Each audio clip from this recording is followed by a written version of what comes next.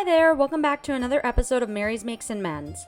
This is part 3 of my Hobbit costume videos, where I'll be showing you how to make your own Hobbit cloak. The best material I find for a cloak like this is a thick material used for making suits. Luckily I had a scrap piece of this that was just enough for this project. I folded my fabric in half to make it easier to cut, and I measured out 30 by 30 inches. With the fabric folded over, this doubles the length of the neckline, so it will be 60 inches. Depending on how long you'd like your cape to be, you can increase the length.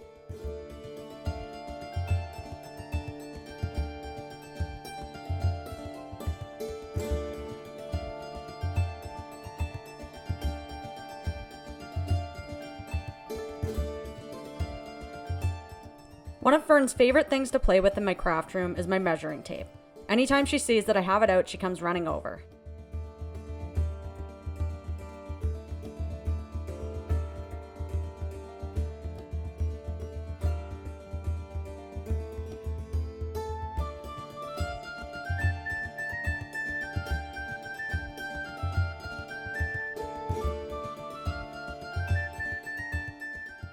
I started cutting my fabric, and Fern was batting at the scissors, so I ended up having to kick her out of the craft room so she wouldn't cut herself.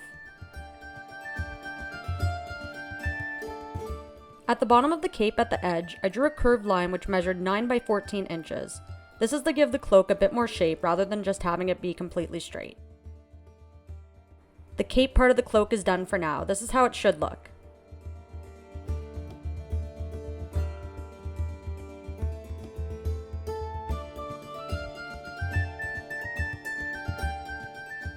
I took the measurements from my other cloak for the hood to make it easier.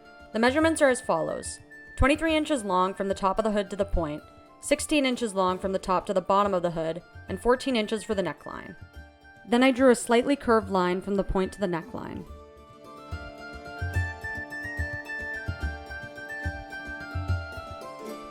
Now I've pinned the hood together at the top and the curved side leading back to the point. Leave the other two sides open.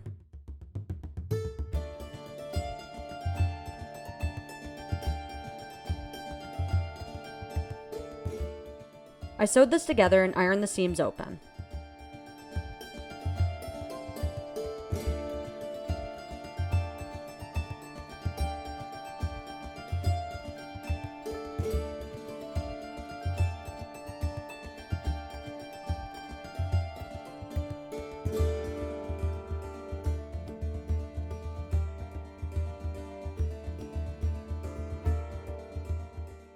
Now turn the hood right side out.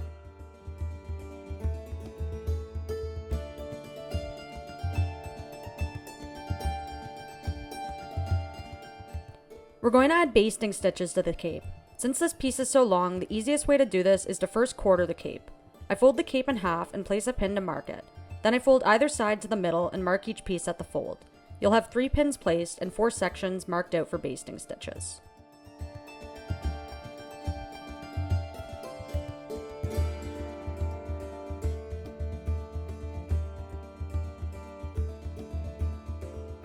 For the basting stitches, set your stitch length to the longest setting and leaving a long tail on either side, sew to each mark. It's important to do 2 rows of basting stitches because the thread often breaks, especially when working with thicker material like this. I sewed my first basting stitch 5/8 of an inch from the edge and my second one 3/8 of an inch from the edge.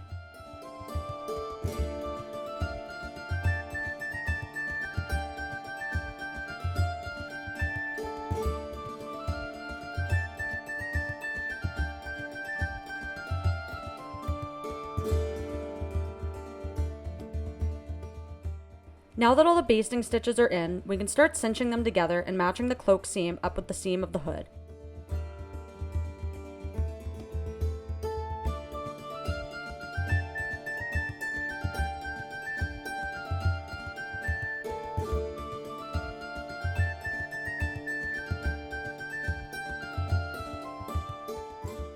Once it's all matched up, pin it together and sew this seam together.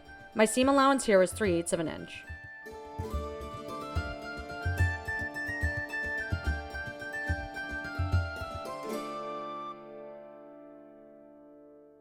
Now to finish all the raw edges, I did this by folding and ironing all the edges about 1/4 of an inch in, and then folding and ironing again at about 3/8 of an inch, and sewed the seams shut.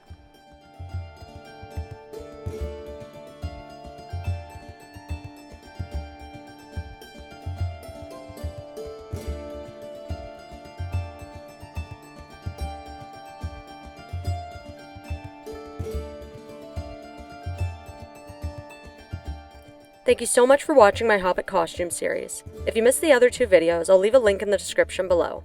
If you liked this video, I'd love it if you gave it a thumbs up and hit the subscribe button to see more DIY videos like this. Bye for now!